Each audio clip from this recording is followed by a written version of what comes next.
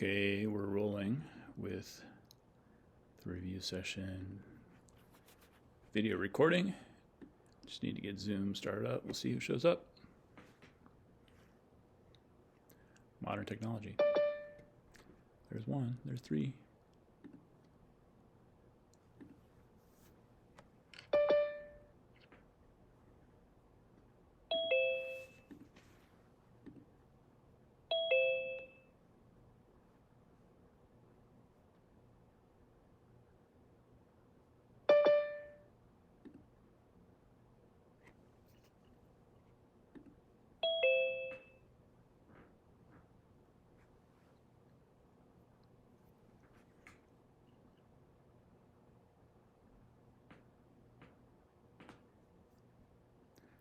Probably give everybody a couple minutes here to show up,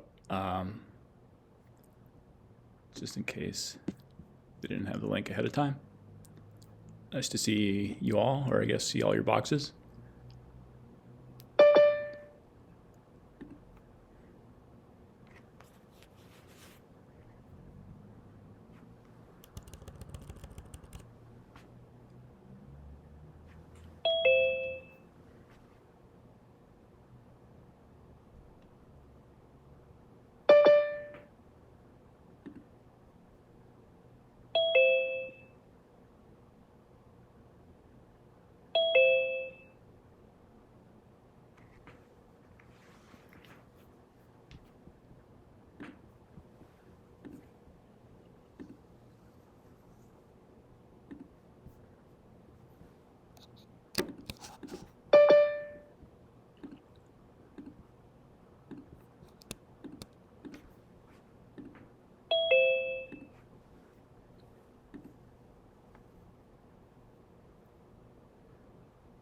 All right, maybe give it about another minute.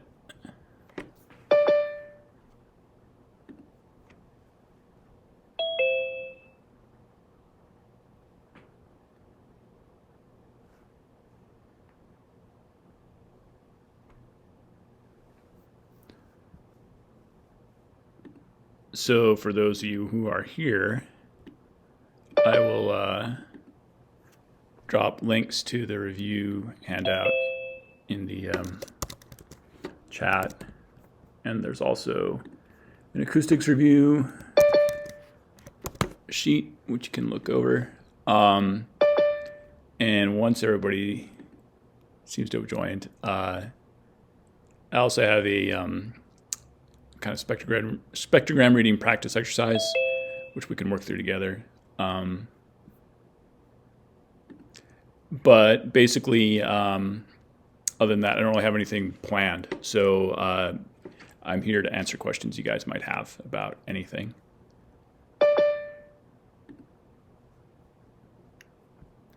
So if you have a question, this is a good time to ask it. What is the amount of time for the exam? Is it 3 hours? Yeah, so it's 3 hours, and then I realized over the past week there needs to be an untimed component too. So I basically I'll post.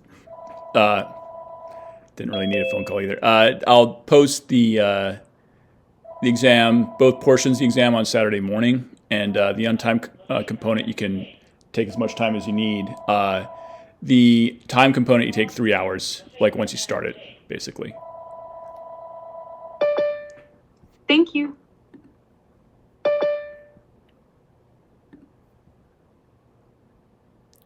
There's a lot going on. Modern technology, in a way, almost makes too many things possible. But I'm glad this is working out. All right. Things seem a little bit calmer, so I will post this spectrogram practice exercise and put that link in the chat. And I'll open it up on my machine, I guess.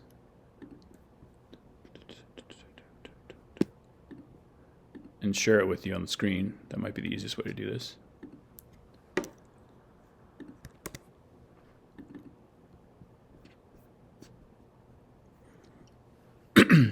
Yeah, this is kind of to get your mind warmed up for looking at spectrograms or interpreting what's going on in them. Give me a second here.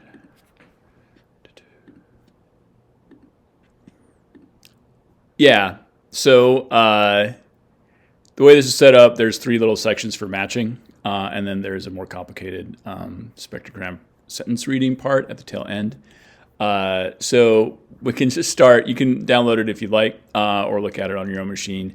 I'll just walk you through this kind of one by one on my screen. So this first section is just match the spectrograms with the following words: dog, fog, log, nog. So this is looking at what are the differences between the initial consonants in these 4 items. And I'm happy to take guesses or answers anytime you have them. Should we put them in chat, or do you want us to shout them out? Either way works. I would say 4 is probably dog. Okay, anybody's welcome to make a guess, but if you make a guess, coming up with a reason why is good too. I would say number 2 is fog, just because it has the, they're not formants, but it has the, like the, oh, I forgot the word for it, but it has the little trickles of gray at the front before the word actually starts. Yeah, so the stuff at the beginning is what you should be focusing on for this little exercise. So yeah, this has turbulence. Rowan called it noisy. Yeah, so it's noise at the beginning here. And Rowan also pointed out there's no voicing, which is another good cue because there's nothing down at the bottom. So this is a voiceless fricative of some sort. And it's really the only voiceless fricative we have to choose from here. So yeah, number 2 is fog. Very good. We had a vote for dog for number 4 before. Does anybody want to come up with a reason why? It looks like a stop bar, like a release burst at the very initial period. Yep, got a release bar. Release burst here. Interestingly enough, there's no voicing here. And if you think about that, what that means is this is actually an unaspirated T. I can actually, I'll stop sharing. I think I'll share my entire desktop. That's usually better. And hopefully, didn't give me an option for sharing sound, but hopefully you can hear this. Dog. Yeah, this is me trying to say this. Trying to say this with like a level F0. Dog. It's not creaky, but this is the first consonant. Can you guys hear it when I play sound? Can someone give me a thumbs up or a nay? Yes. Yeah, okay. Thanks. Cool. So yeah, that's dog, and I guess I can go to fog as well. Fog. Right, so this is the turbulence at the beginning. Like that. We got 2 others. Log and nog. I think, go ahead. No, go ahead. Okay. Well, I think number 3 is log, again, because it has the voicing at the bottom and it has turbulence at the front. So number 3, you're seeing voicing here. You're saying turbulence. Are you looking at this bit? Is that what you're? Oh no, there's like an apart voicing. Yeah, that voicing, and then there's like little, yeah.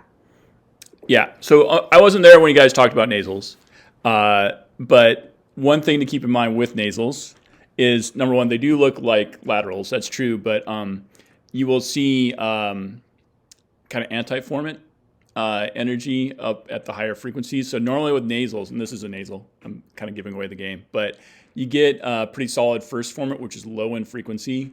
And then above that, certain formants can fade out if they kind of like match the frequencies of antiformants. And so what we get here is F1 is relatively strong, F2 is really weak, F3 is stronger than that, then F4 is weak, and so on and so forth, all the way up the line. But nasals, we can compare this 1 and 3. So nasals kind of look like laterals. This is the lateral here with low F1 and low F2. But one thing with nasals is you get this nice, clear sort of transition between the nasal and a vowel that follows it, because that's sort of basically when you close your velopharyngeal port and air starts going through your mouth. So you have nasal, clear break to vowel. This is a lateral up here. This is log. And this bit kind of looks like a nasal. It's kind of faded out a little bit, maybe not as intensely. Then it kind of more smoothly like ramps up into the vowel here. So you can kind of see the break, but it's not as clear as you get for the nasal. So maybe we can look at this in prot as well. This is nog. Nog. That's my N, and this is my log. Log. And this is kind of the ramping up part. Lo. One thing with L's, especially if I'm producing them, is that F2 is going to be low pretty consistently the way I produce it. Like that. So yeah, those two are easy to confuse, but those are some key differences between them if you have to identify them as spectrogram. Any questions about that? I'll take that as a no. The next set focuses on differences at the end of a one-syllable word. So these are rack, rap, and rat. You can look at them for a bit, but once you figure out which one is which, let me know.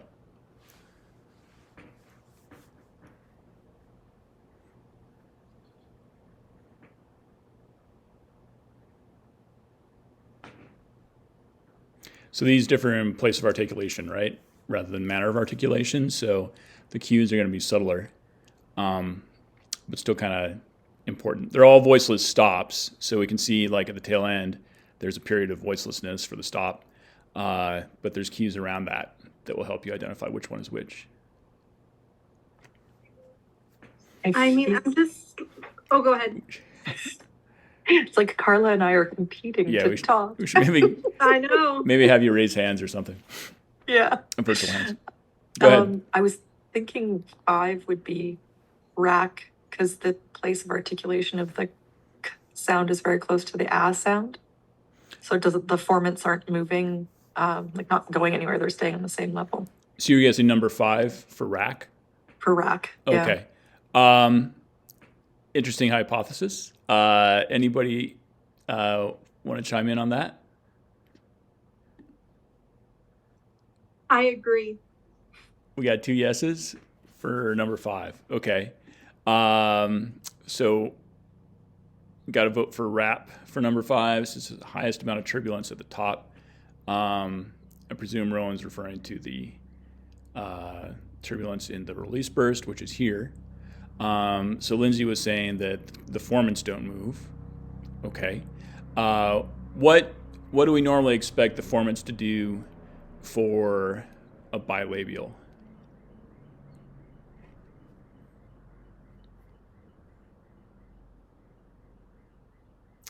Yeah, so they would normally go down. F2 isn't moving down. Maybe it looks like F1 is moving down a little bit. F1's not as nice of a cue for that. Tends to go down. If you notice, all 3 of these F1's kind of going down. Just a little bit here. F2 is not going down. That would be kind of an argument against this being a bilabial. With this turbulence up high in the frequency scale, where do we normally see that? Do you see that more in alveolars or velars? Feel free to refer to your notes on stop cues if you'd like.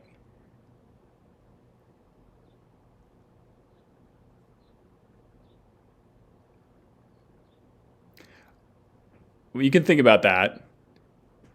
And I would say maybe compare 5 with 6. So what differences do you notice between 5 and 6 based on these cues that we normally look for to identify stop place of articulation?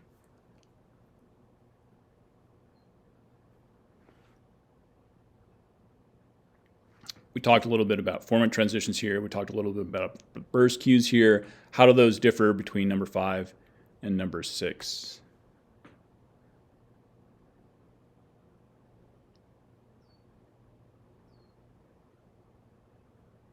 All right, Andrew says 6 is velar. because F2 and F3 have a velar pinch. Yeah, so that's a really good cue. F2 goes up, F3 comes down, they come together here. This is a classic velar pinch pattern. So this is indicative of this being the K, the rack, in this particular example. And I will point out as well over here, when you look at the release burst, you get more intensity for the release burst kind of right where F2 and F3 come together, like around 2000 hertz or so.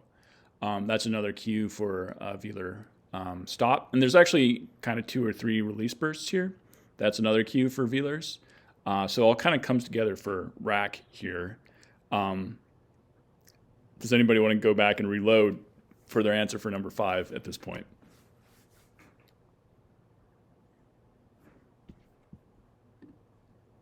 I couldn't find my racks, raps, and lats. I found lacks, laps, and lats. lack, They basically do the same thing. This release burst is a little different, lack, but I still got a velar pinch here for lack. I'm going to change my spectrogram settings a little bit. Yeah. lack, What do people think about 5 and 7 here?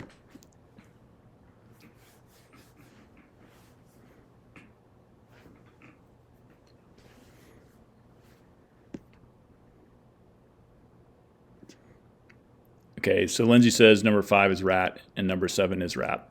I agree. Does anybody want to come up with reasons why that might be the case? Well, 7, you have the formants dipping down with the bilabial. Yeah, that's a good cue. Right, and they don't do that here. So this F2 kind of sticks in the same place, and that happens to be about the formant locus for alveolars, like around 1600, 1700 hertz. 2 other cues I'll point out. One that was mentioned before, this high intensity turbulence, or high frequency turbulence for this release burst is more indicative of alveolars than anything else. So if you get more gunk up here at the top of the release burst than down below, that typically is a cue for alveolars. For bilabial stops, they tend to be weak in intensity. You can't really produce a lot of pressure at your lips for whatever reason. And so we don't see much intensity here. And usually if you do get a more solid release burst, it kind of is evenly distributed in terms of its where its intensity is in the frequency scale. So with velars, you tend to get a peak right about here. With alveolars, it tends to be way up high in the scale. And for bilabials, it tends to be weak, but all across the board. This one kind of fades in and out a little bit, so it's a little atypical that way, but the weakness is a pretty good cue that it's a P. I guess we could take a brief look at these in prot. lap, This one is a better P release burst, like that. You can see it's kind of evenly distributed on the scale. We'll take a look at lat. Yeah, lat, I made these release bursts stronger. I don't know why I don't use these samples in my handout, but that's the T. And you see there's a lot more intensity up here than down here. Yeah. Okay. So that was set number 2. Set number 3 kind of combines manner of articulation with coda position here. We got Babe, Bale, Bane, and Bear. Take a look at them for a bit. What do you guys think?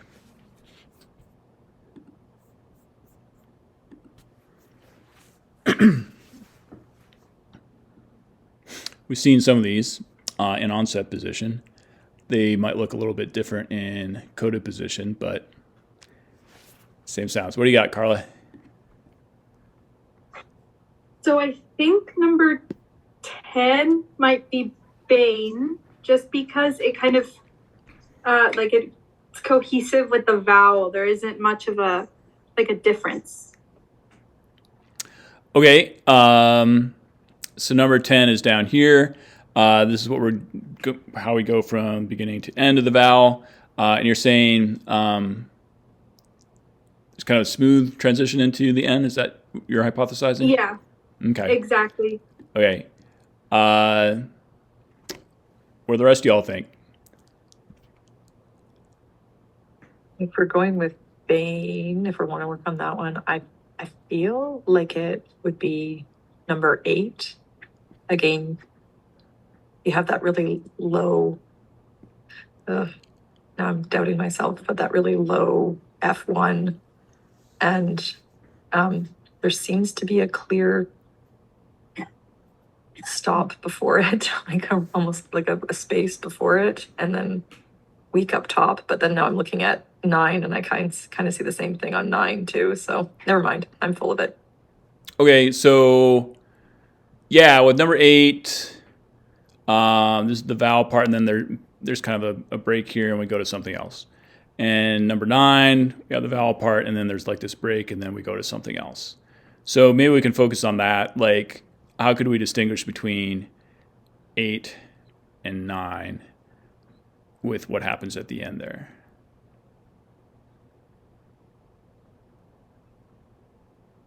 How do they look different? How does this bit look different from this bit? Would 8 be Bane and 9 be Bale? Because you can see those like kind of ghosty formant frequencies in nasals, but can't really see that for laterals like L. Yeah, calling them ghosty formants is, I like that. That's a good way to think about nasals. So I think that's a good reason to say that this is an N, is because we kind of have these faded out formants here at the top, and they're kind of smudged into one another as well. You also get this like nice clear break when you open up your nasal passageways between just the vowel here and the nasal. There's another subtle cue here too. This is me producing this, but you might notice that the F1 kind of fades out well before we get to the tail end of this. And that's a sign of vowel nasalization, which happens a lot in English before nasal stops in a coda position. So this is me again. Bane, Bane, and you might be able to hear this. This should be kind of a nasalized vowel. Yeah, like that. This should be less nasalized. Yeah, it's kind of like less of an A too, but that's not nasalized. That's nasalized. And then this is the N. Like that. So, right, that's number 8. We got a vote here for this being maybe a lateral, like in Bale. I'm going to say that's probably not the case. And again, it can kind of get a cue from what's going on here at the end with respect to number 9. Is number 9 Babe? Because it's got like almost a stop release burst there, and we're dipping down for a bilabial on F2. Yep. So we get and this. Then it's weak at the top for the formants. These are all good reasons. Yeah. Good. So F2 goes down really quickly here. That's a short transition into a bilabial. This is the voiced stop portion, so we get a voicing bar for the stop. And then this is weak because it's a bilabial, but you can see a release burst here. So that's similar to what we saw before. And I guess I can play that one for you guys. Babe, Babe. Yeah, and prot's being weird, but that's the stop, basically. Babe, Babe. Yeah, I'm not going to do that anymore. But normally if it plays it properly, you can hear the B without hearing the B, if you know what I mean, just from the transitions. But yeah, this is Bane, this is Babe. And again, the kind of a crucial difference between nasals and oral stops is that you get more ghosty formant frequency information here at the higher levels. That just fades out completely for a voice stop, usually. Got a vote for 11 being Bale. And I've got a vote for number 10 being Bear.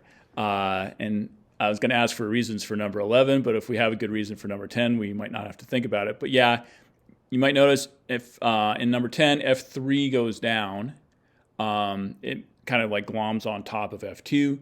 That's a really good cue for a retroflex approximant. There's a lot of things to look for in a spectrogram when you're trying to figure out what's going on. But if you see F3 going down, that's a really distinctive cue. So keep an eye out for that. That should be one of the first things you look for. This is Bear for number 10. I can play that. Bear. And it might not be as easy to see the format here as in the handout. And actually, Prot doesn't really track it very well because it kind of thinks it's part of F2, but it goes down here. And that's F3 writing on top of F2. So always take that format tracker with a grain of salt. This should sound less like than this.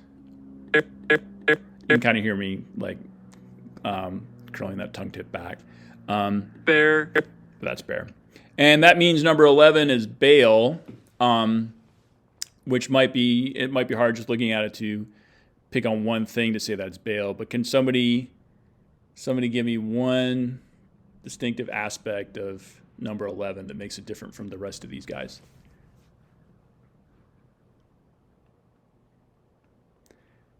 You might not necessarily think of this as like an L cue. Yeah, so lower F2. Yeah, here's F2 here for the bay, and then whoop, it goes down because I'm making a velarized L here at the tail end. F2 doesn't drop in the same way for any of these others. We get this transition cue for bay, but that goes by really quickly. But if we listen to bail, this is the F2 going down. And this last bit should sound like O, and this should sound like A. And then this is that transition. And because F2 goes down, it kind of might sound like a ya to you, like there's a yod in there. Maybe not. Like if you really emphasize bail, you might kind of say it as two syllables. It's up to you, but that's why. That F2 drop kind of sounds like a yod. Okay, I think we got all these. I have a couple of sentence reading exercises. And for this, I think it would make sense for us all to work through it together. So I'll show you how we can do that here in a second. But you might want to take a look at these with your handouts at home or wherever you happen to be. But what I'm going to do is I'm going to make text grids here. I'm going to get rid of some of this stuff. And I'm going to open up A. So it's not reasonable for me to expect you guys to be able to do this without some cues or clues.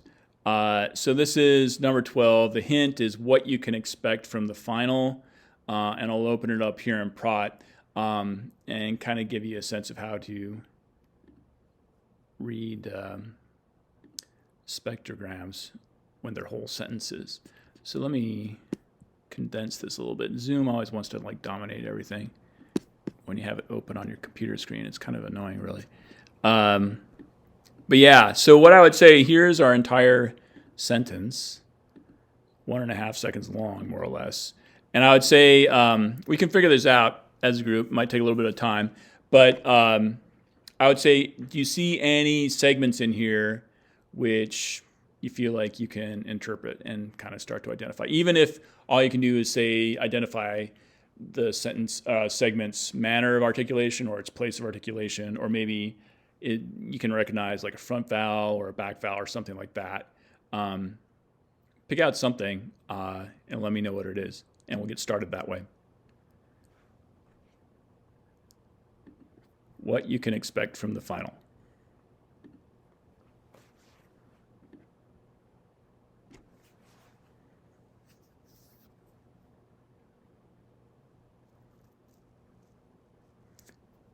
Does anybody see anything in here they like? Like, oh, hello, there's an old friend. I know you. I will transcribe you.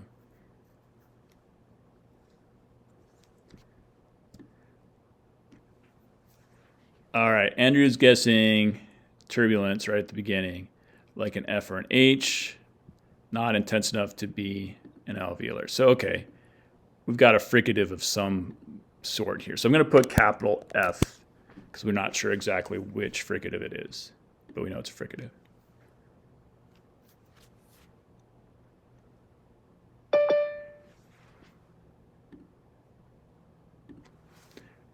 That's a good start. We don't necessarily have to do it all in order. If you see any sort of segment, just pick it out and go for it.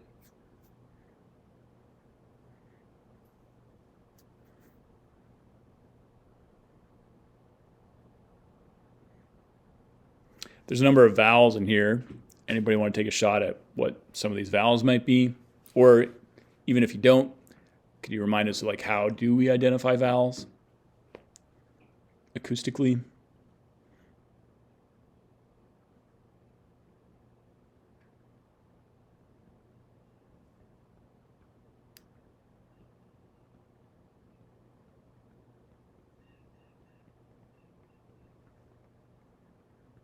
It's not a vowel, but just that, oh, look, it's my phonetic friend. I feel like that, I'm not sure how to describe where in the spectrogram it is, but that there's one section where it looks quite obvious that F3 dips down, and I feel like that might be an R close to the end. So like over here? Yeah. Okay. This kind of looks like R. And I have to remind myself of my wrong one to have the right.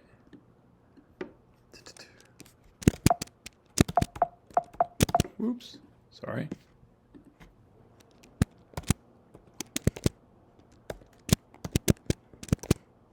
I gotta remind myself what the code is. I'm getting the same one every single time. There is a way to do this in Prot, but I haven't done it for a while.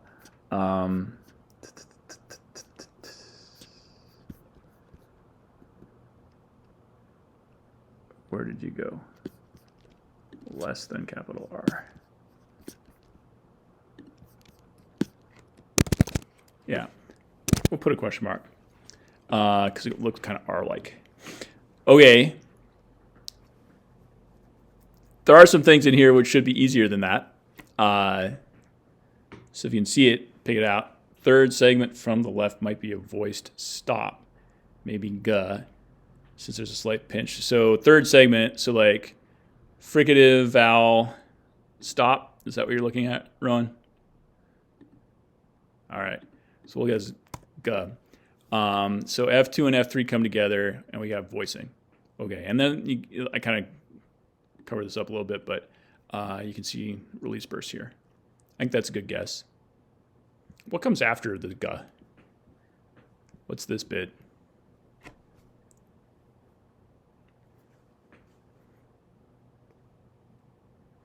It is an alveolar fricative. Thank you, Andrew. What kind of an alveolar fricative is it?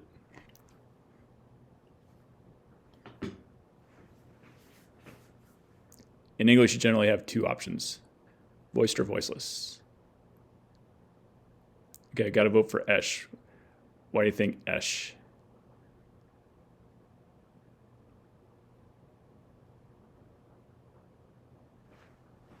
Get the cursor out of the way here. Yeah, there are other alveolars, right? Okay. Okay, Rowan votes for voiced.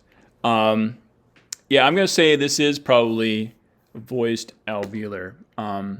So alveolar, not post-alveolar. So this is kind of the cutoff frequency where you get more intensity and you get less intensity.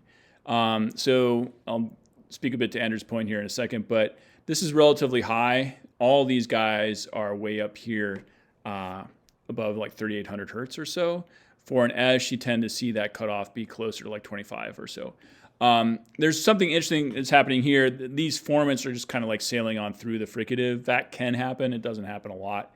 You kind of see it a little bit here. This is not really turbulent so much as it is like the formants basically being produced through a fricative, which is kind of funny. It's voiced for sure. We get a lot of voicing going on down here. So that's a Z basically. And since I pointed these out, we've got one here, we got one here. What do you think about those two? They're also alveolars. Are they voiced or voiceless?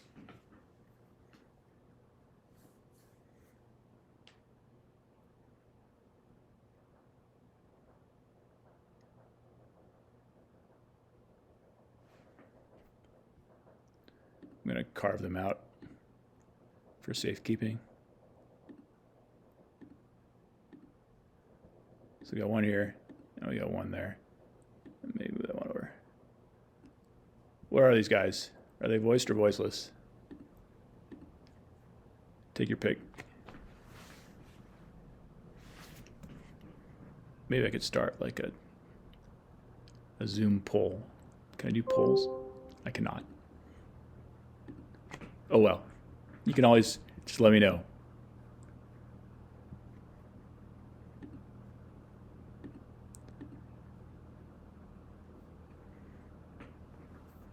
All right. Nobody wants to take a vote, so I'm just going to put two options there. Oh, Rowan's got something. I think they're both voices. They both have voicing bars. Yeah, that's a good clue. We got voicing kind of going all the way through this one, actually. So I would say, yeah, voting Z here is a good option. We've looked at a lot of the consonants, not so many of the vowels. How to identify vowels? What are the main cues we want to look at?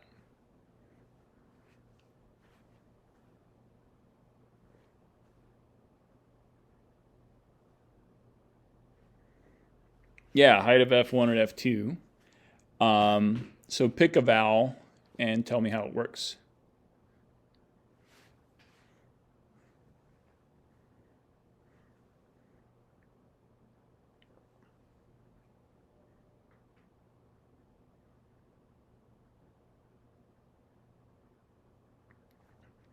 So we've got, if I can find my cursor, we've got at least one vocalic segment here. Oh, one line, we're 1,000, 2,000 hertz. Okay. 1,000 is about there. 2,000 is about here. So, yeah. Kind of working in that range. We've got some vocalic segments here, another one here, another one here. We got 4 to choose from at least.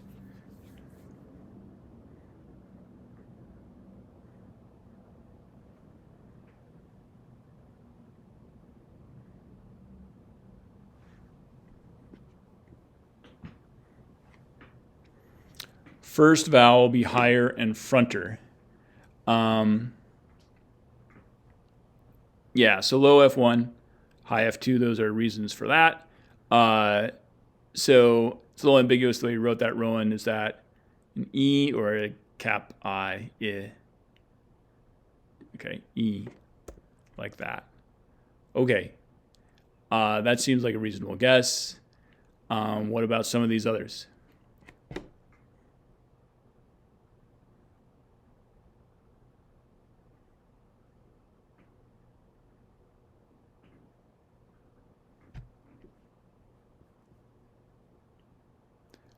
How do they look different from this one, this high front vowel, if at all?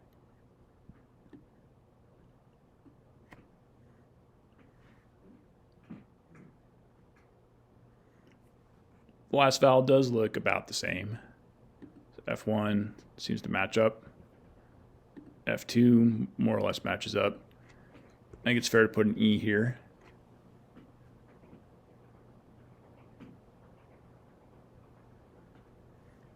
Maybe this one's an E as well. Yep, those are about the same F1, F2, all the way through. I think there's a woodpecker banging its head against the wall in the other room. So Rowan votes for no R and just wants to say easy. I'm going to agree with that because that is actually the right answer there. This transition for F3, good you caught on to it. It's more about transitioning to the Z than it is for the So not quite, I guess. So we'll get rid of that boundary. And we'll just say this is easy. Easy. Easy. So we got one word there. What about the rest of them?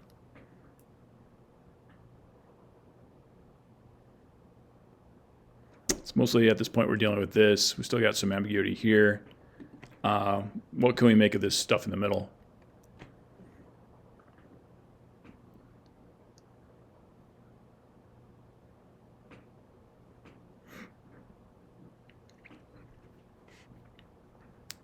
Doesn't quite look like the same vowels for the vocalic portions. Do you see anything in here that makes sense to you? I'll try to get rid of that red line. Is there a lateral there? Why do you think there's a lateral?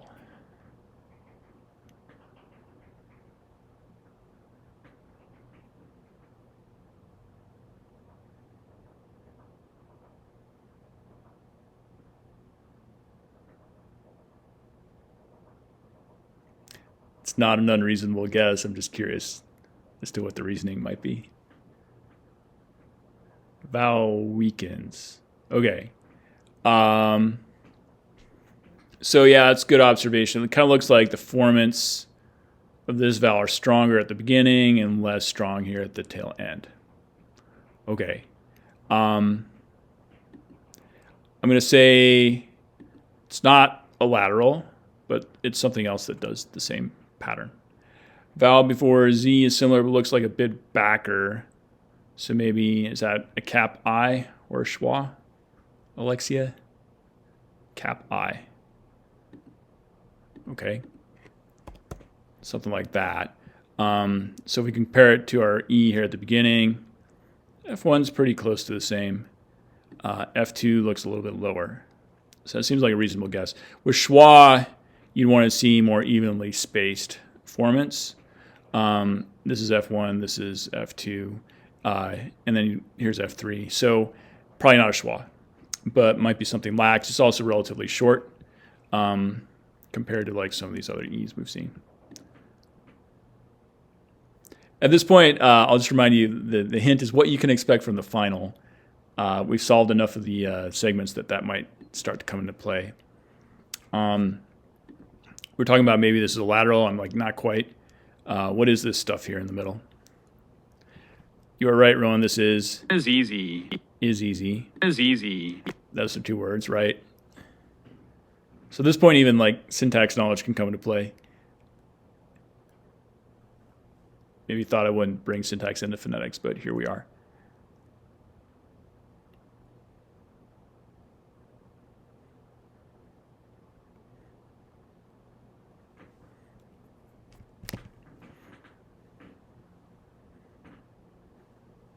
What this seems to be like a break here. What might give us that? This looks more like a vowel. This looks less like a vowel.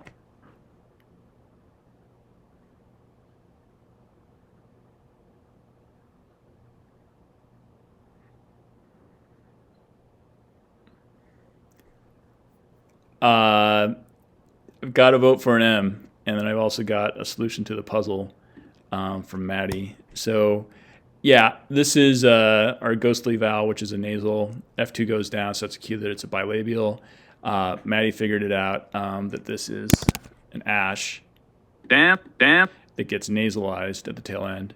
And our mystery fricative here at the start is a eth. So the whole thing The exam is easy. is the exam is easy. Yeah. So good job, everybody. Back in the old days when I would do this in person, I would give out donuts to whoever solved it first. So if I ever see you in class again, Maddie, I'll give you a donut. Congratulations. Cool. That's a way to solve spectrograms, which are whole sentences. Yes, I will show you how to get the text grid again. This is something we do a lot of in 441 because I want to do this for another one, mathematical truth, or for, yeah, let's do mathematical truth. That's easier. So we'll do it for B. So this is, can't see anything with Zoom. This is the spectrogram by itself. If I go to sound B and go to annotate to text grid, and then just say that label the tier names as segments, you don't have to put anything down here, and hit OK. Then we go text grid B and select it with sound as well at the same time. View and edit, and then if I can actually see it, go away Zoom. I can play around with it. Right. So I'll put you back up here. Oh, going back to A. Yeah.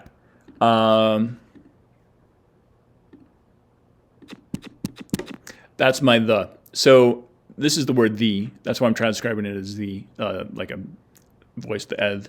The This is something that happens. Like as interdental fricatives tend to go by quick. They tend to have kind of diffuse spectral information. And this one is not phonetically voiced, really. But I transcribed it as a the because that's how it's canonically produced.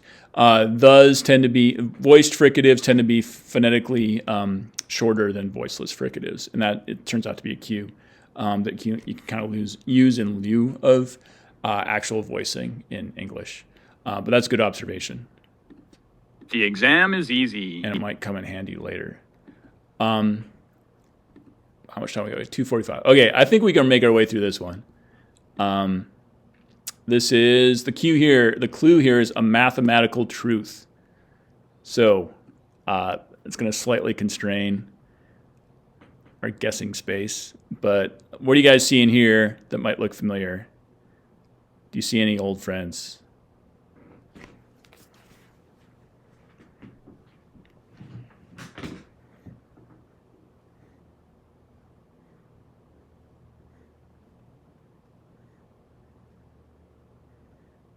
So I'd say just as a general strategy for this, looking for like, where are my vowels is a good way to start. Looking for things like sibilant fricatives is also another good way to start. Those usually stand out pretty well. Looking for fricatives in general after that. Trying to identify manners of articulation, like where are the stops. All these things can come into play just to like get you started. And I know it's a little bit difficult when you're like trying to do this with 24 other people at the same time. You don't want to make a mistake, but go ahead, make mistakes. You guys are beginners. It's all right.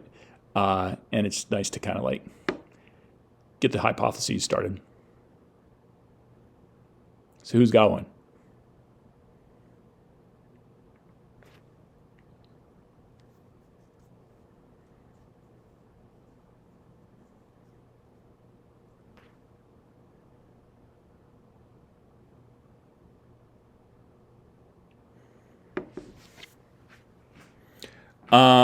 Two voiceless alveolar fricatives. I am on board with that. And hopefully you can see those. They jump out really quickly. High frequency turbulence. These are voiceless fricatives. I think their cutoff frequency is maybe a little bit lower than before, like 3,200. Okay. So we'll guess S for both of these because we do not have voicing down here at the bottom. So that and that. Good guess. What else can we see?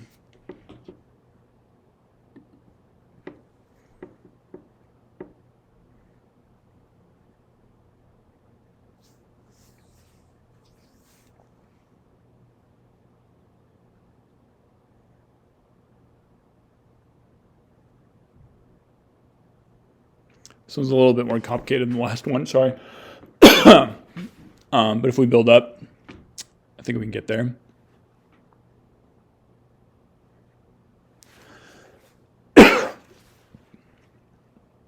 What kinds of manners of articulation do you see? Feel free to name anything familiar.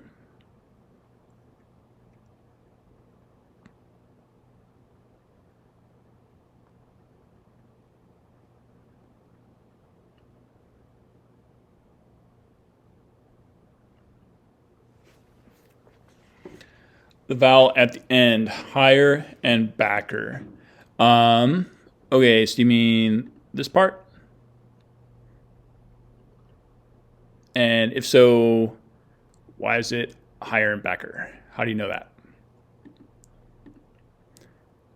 Yeah, I'll say this is a vowel, for sure.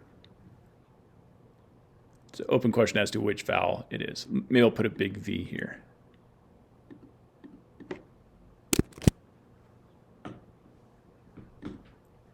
So if it's high and back, what do we expect format-wise? Lower F1, lower F2. Yep. Okay, so here's F1 for this vowel. It's about 710. And here's F2. It's about 1675. So where does that put us in our vowel space? Yeah. I've been working diligently on getting you guys feedback on that formant measuring exercise. This happened to a few people where you think this voicing bit is a formant. Not quite. This is F1 here. It's a broader frequency, and this is F2. So about 700 something. F2 is about 1600 something. Like an ah. So oh, Andrew's going to reload. So wanted to say ah, now more mid. Okay. So we're going with like ah. Does that work?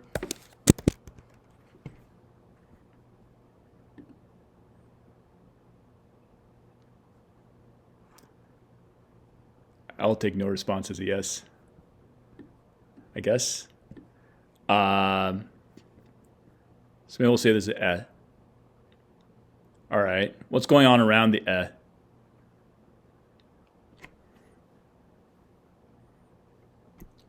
What's this stuff? Or what's this stuff?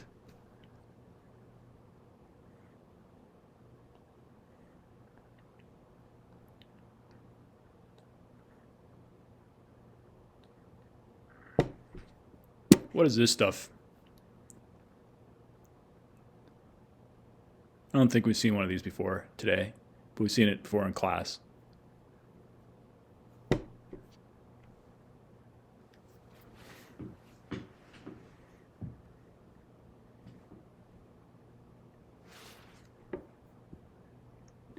Maybe zoom in a little bit. So Alexia says H. Okay, why do you think that?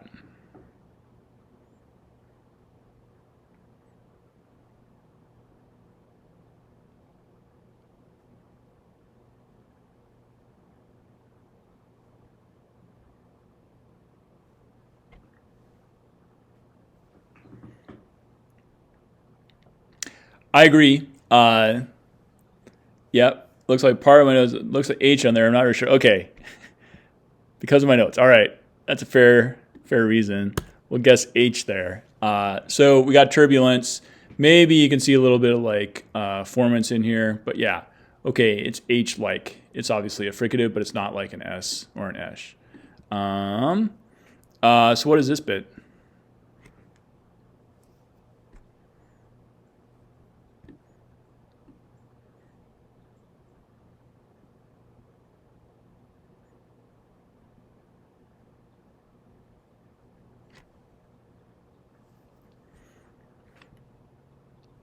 This is some weirdness you see with this particular segment. I wouldn't over focus on this.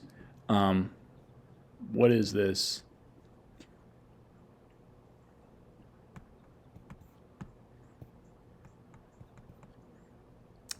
You're right. It is a voiceless stop. There's no sound at all. So it's a voiceless stop of some sort. I'm going to put a capital T here until we figure out which voiceless stop it is. The capital T just means it's a voiceless stop. High intensity makes me think it's D. Yeah, so I would agree with that. We're getting more intensity here than we do at the bottom end. So that's a good clue that we have a T as opposed to something else. If we had K, we'd see something more intense here. P, we'd expect something more even, but less intense overall. And the H follows it as an aspirated stop. That is exactly correct. So I'm going to put a T here.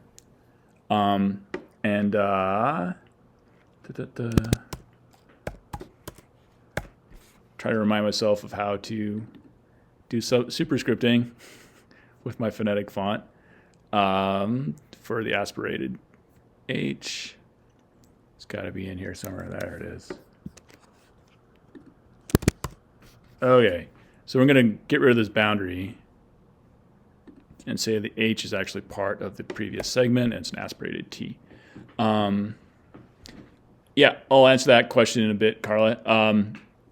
Yeah, so last part looks like ghostly vowel again, so maybe a nasal.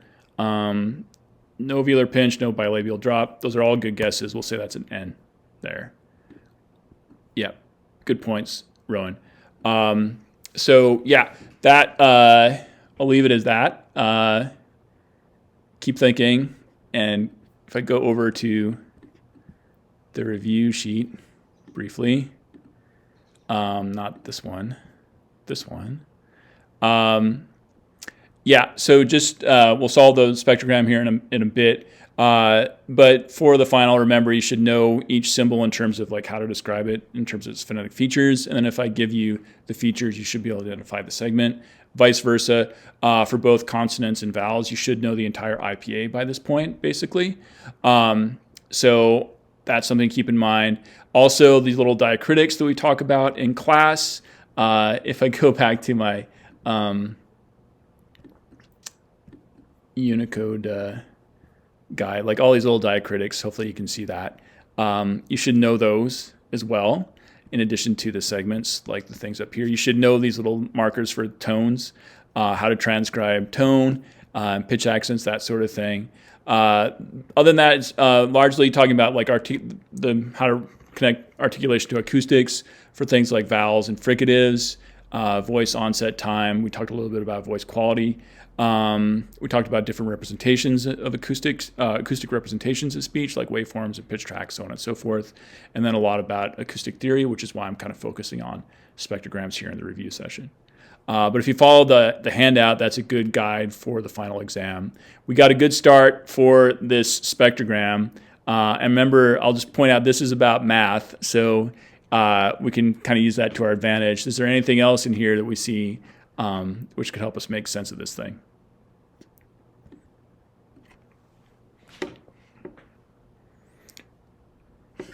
I do want to be able to solve it before it gets too late. So we'll see if we can do this in about 5 minutes. I bet we can.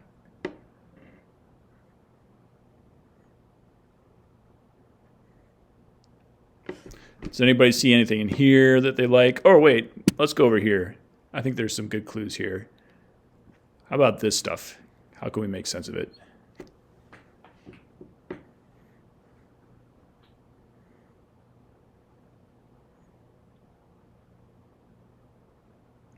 Is there anything in here that looks familiar, even if it's just like a manner of articulation or a place of articulation or a vowel?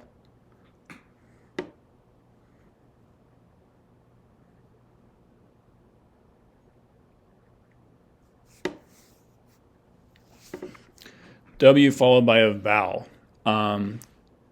So for this one, the formats are pretty dynamic, but F1 in the middle of this bit is about 650, and F2 is about 1154. And the guess is this is a W followed by a vowel. I'm going to say that's a good guess. It's a subtle one. This is a W at the beginning here. We got low F1, low F2. I don't know what happens if we actually turn on formants here. Yeah, they kind of glom into one there, so that doesn't really help. But this is F1 and F2. They're starting out low, a little less intense, then they kind of open up, both in terms of intensity and where the frequencies go. Yeah, but this is a vowel of some sort. And this is a 670 F1 and about 1180 F2. Where does that put us in the vowel space? 670 for F1, 1180 for F2. Where should that put us? And it's fair to assume this is me speaking, so my kind of F1, F2 for schwa would be like 500 and 1500. And here we got like 650, 670 for F1 and something like 1200, 1180 for F2.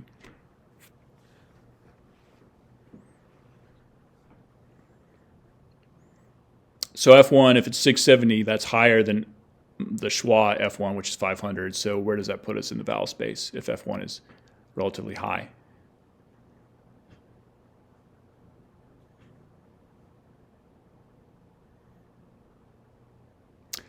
Caret. All right. Your caret is my wedge. I just have to figure out how to put it in here. Oh, something like that. Okay. So I agree with that. What kind of vowel? How do we describe wedge in the vowel space? What features does it have?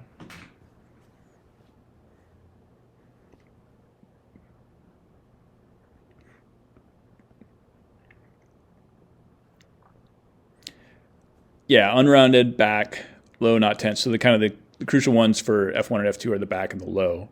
So higher, relatively high F1 makes it low, and relatively low F2 makes it back. So this 670 was higher than 500, that makes it low, and the 1180 makes it lower than 1500, which makes it back. So we got a and then you have to kind of distinguish it between like the others. Like F1 and F2 would tend to be closer than they are for so that's a clue there. What about this stuff? What's going on in here?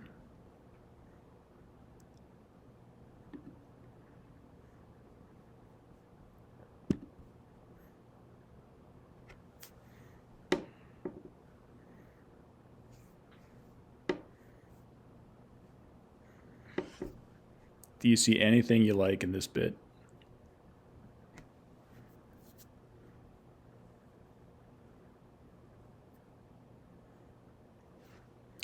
Got to vote for a T. Okay. So maybe we can think this might be a T in here. Why do you think that?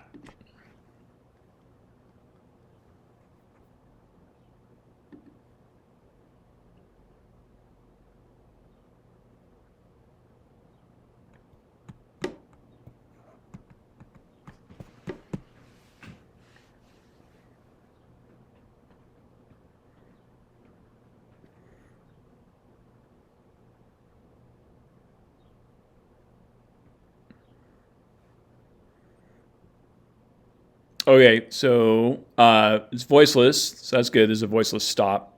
That's kind of the easiest thing to pick up on here. And looking for formant changes, we don't really see them. So as long as we're here, what is this part here? What is that doing? That's more aspiration, right? So it's an aspiration of some sort. So yeah, and we're not seeing formant transitions, but what do we see right before that T? What is this stuff?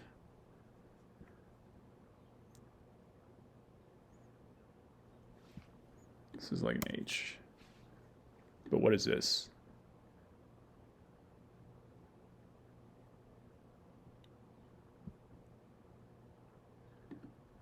Got a vote for a nasal. Yeah, I think that's a good bet. A nasal of some sort. And got to guess that the first word is want. I'm going to say good guess, but unfortunately it's not correct. Maybe it'll help us if we identify which nasal is this. Still alveolar? Yeah, so 1. That's a good guess. Right. So that makes sense because we're talking about math. So now we've got 1 at the beginning and we got 10 at the end. Okay.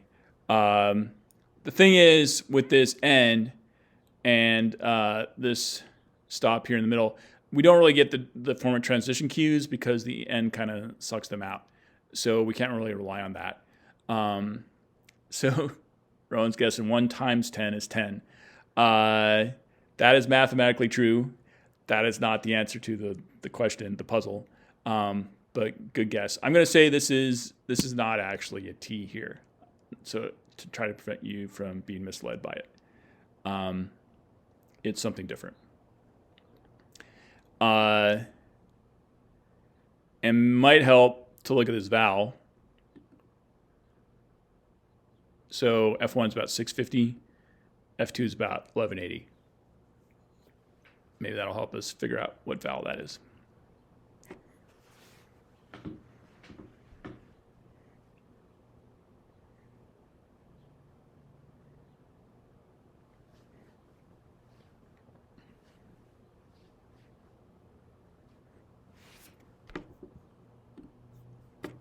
I'm also going to help it. That is not a T, it turns out. What is F1 again? F1 is about 620. I think we had 620, 640 last time. And this is about 1150, 1200, somewhere around there. Yes, it is wedge again. You might see if I link up F1 here, it's the same level as that one. And F2 is about the same level as that one. So it's a wedge.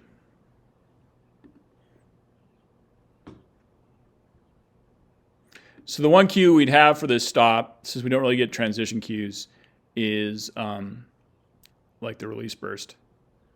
And if you look at the release burst, do you see anything there that you like? or that looks familiar?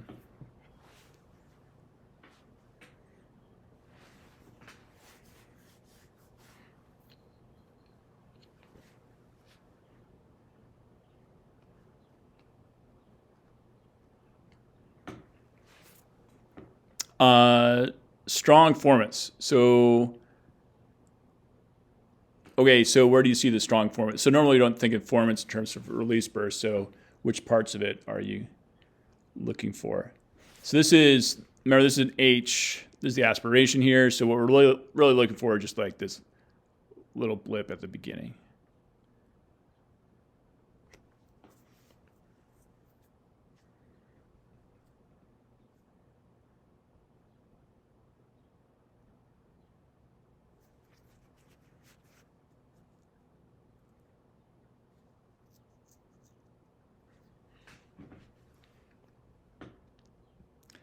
We're running up a bit on time here, so I'll put you out of your misery. So this is a P, and the clue is that this is a weak release burst.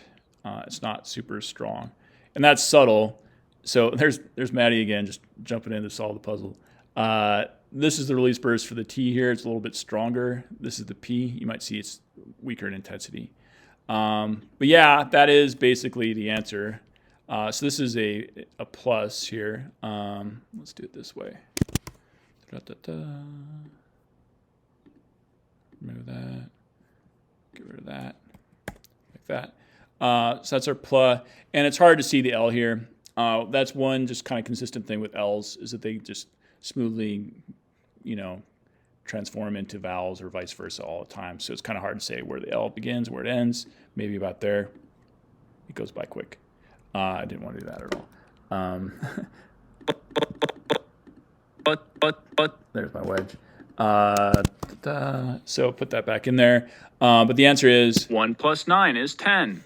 So I'll just fill in the rest of these gaps for you guys. That's an N. This is a whole big diphthong like that. And I've got a real quick N here. And didn't want to do that. I wanted to do that. This is an cap I. And this fools you a little bit. 1 plus 9 is 10. Because that is voiceless, but we would normally transcribe it as a Z. It becomes voiceless because it's right next to this voiceless T. And one of the cues here is that this vowel is relatively long. And so that is a cue to the voicing of the final coda consonant. But 1 plus 9 is 10. Now we can do both phonetics and math at the same time, which is pretty exciting. We'll put an L there. So good job, Maddie. If I ever see you in class again, I will give you 2 donuts. And there's a third donut on the table, which is the last, if I can find it, the last spectrogram sentence in the handout, which is phonetic reality. I think we're a little over 3 or 2 o'clock in Calgary at this point, so I think I'm going to call it at this point. If you guys have other questions aside from reading spectrograms, you can ask them, but I will post a video answer to this one online and send it out to everybody. And you can give it a shot before you watch that video to see if you can solve it yourself. These are not easy. It takes some time, and it can help to work with friends, but they're kind of fun. So I'm going to stop sharing for the moment and just say if there are no other questions, maybe we can call it a day. And I'm going to get you your grades back by Friday and a grade update hopefully by Friday night. And if you have any issues or questions about your grades up to this point for the semester, let me know as soon as you see them. And then I'll post the final on Saturday morning. Thank you so much. Yeah. Thank you. No problem. I'll post this video too in case you want to review it as well. So, all right. See you guys around.